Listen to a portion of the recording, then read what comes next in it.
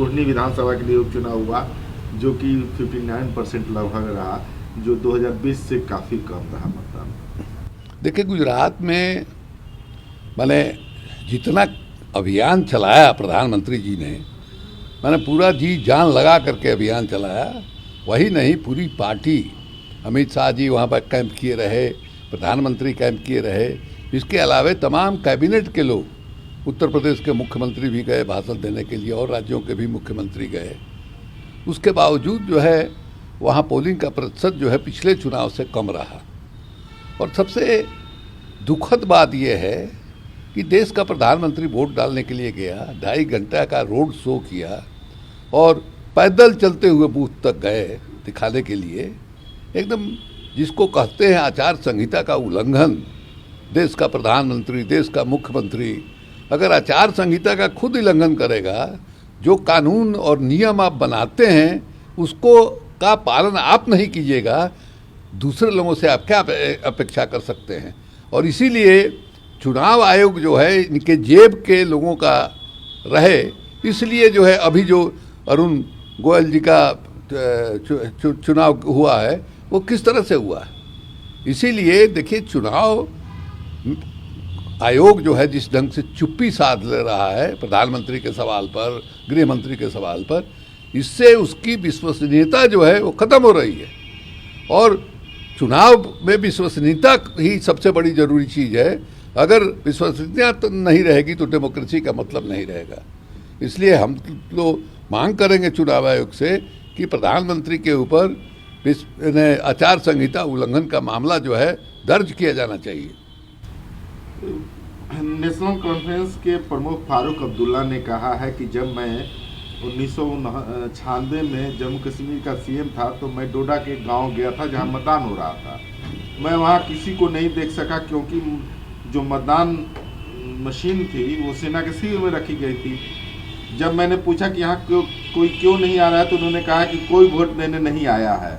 उन्होंने चेताया है कि मैं सेना और सरकार से कहना चाहता हूँ कि चुनाव में दखल न दे, नहीं तो ऐसा तूफान आएगा जिसे आप काबू नहीं कर पाएंगे।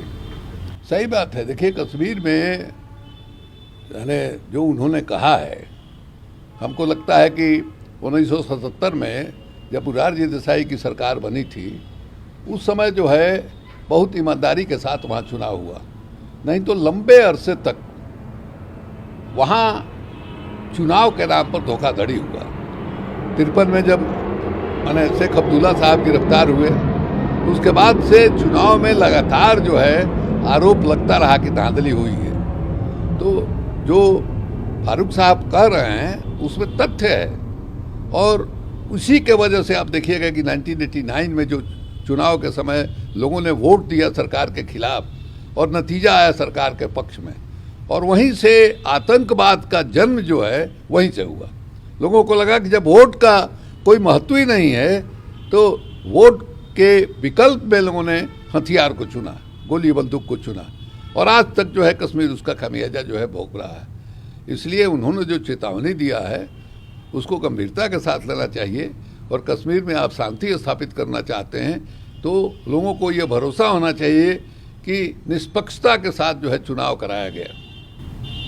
तेलंगाना एमएलसी कविता, जो कि मुख्यमंत्री चंद्रशेखर राव की बेटी है, उनको सीबीआई ने 6 दिसंबर को एजेंसी के सामने आने के लिए नोटिस भेजा था। उसमें उन्होंने कहा है कि वह दिल्ली शराब नीति मामले की जांच के सिलसिले में 6 दिसंबर को एजेंसी के अधिकारियों से नहीं मिल पाएंगी। देखिए ना, अभी तक सीबीआई जो जांच कर रही है उसमें मनोज सिसोदिया के खिलाफ जो है क्या क्या नहीं किया, बुला करके बात करना, घर की तलाशी लेना, उनके नाते रिश्तेदारों के घर की तलाशी लेना, और चार्जशीट में उनका नाम तक नहीं है।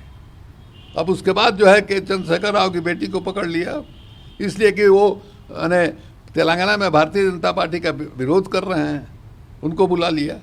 ये अजीब हालत हो गई है। जो मुंह खोलिए सरकार के खिलाफ और आपको ईडी का, सीबीआई का, इनकम टैक्स का होना ही है कार्रवाई, उसी सिलसिले में इनका भी हुआ है। उन्होंने टाइम मांगा है, टाइम मिलेगा। हमको तो लगता है जाना ही नहीं चाहिए, क्या पाक है, यहीं हमारे घर में पूछताछ कीजिए, हम कहाँ आएंगे आपके ऑफिस के पास, लेकिन अब वो जाएंगी शायद। अगर कांग्रेस सांसद शशि थरूर एनसीपी में आते हैं तो हम उनका गर्मजोशी से स्वागत करेंगे। शशि थरूर तिरुवनंतपुरम के सांसद बने रहेंगे, भले ही कांग्रेस पार्टी उन्हें स्वीकार कर दे। मुझे नहीं पता कि कांग्रेस शशि थरूर को क्यों नजरअंदाज कर रही है। कन्नूर में एनसीपी केरल के जो अध्यक्ष हैं पीसी चाको ने यह बात कही है। ये बात जो है किसी के समझ में नहीं आ रही है कि शशि थरूर को कांग्रेस जो है उनसे इस तरह से किनारा जो है क्यों कर रही है। ये बात समझ के बाहर की बात है। शशि थरूर में एक आकर्षण है और खास करके जो नई पीढ़ी के लोग हैं, चाहे युवक हों युवतियां हों, उनमें एक आकर्षण है। और हमको लगता है कि अगर शशि थरूर के चेहरे को सामने रख करके कांग्रेस पार्टी चुनाव लड़े तो शायद बेहतर परिणाम जो है वहाँ होगा। हर सेक्शन में माने उनका एक अपील है। और राष्ट्रीय अध्यक्ष का चुनाव लड़े उन्होंने बजाबते बात करके सोनिया गांधी से या राहुल गांधी से बात करके वो चुनाव लड़े और बहुत शानदार ढंग से चुनाव लड़े। अब ये बात अलग है कि पहली दफ़ा जो ऑफिशियल कैंडिडेट है उसके खिलाफ कोई लड़ा है, इतना वोट किसी को नहीं आया था, 1000 से ऊपर उनको वोट आया। अब उसको लेकर के क्यों नाराजगी है। चुनाव का नतीजा निकला तो खड़गे साहब जीते, उनके घर जाकर के सबसे पहले बधाई देने वाले में शशि थरूर थे। तो एक जो डेमोक्रेटिक प्रोसेस है, उसका जो एक नॉर्म्स है, उसकी जो मर्यादा है, उसका पालन करके जो है शशि थरूर चुनाव लड़े। और चुनाव जिस ढंग से वो लड़े, मैंने एक एक राज्य में जहां ऑफिशियल जो पार्टी का मशीनरी है उनका स्वागत करने के लिए तैयार नहीं है, फिर भी वो हर जगह गए। तो बहुत शानदार ढंग से चुनाव लड़े। उसके कांग्रेस के प्रति जो है आकर्षण जो है बढ़ा। और हमको लगता है कि शशि थरूर को मैंने इस तरह से दरकिनार करना कांग्रेस के स्वास्थ्य के लिए अच्छा नहीं है।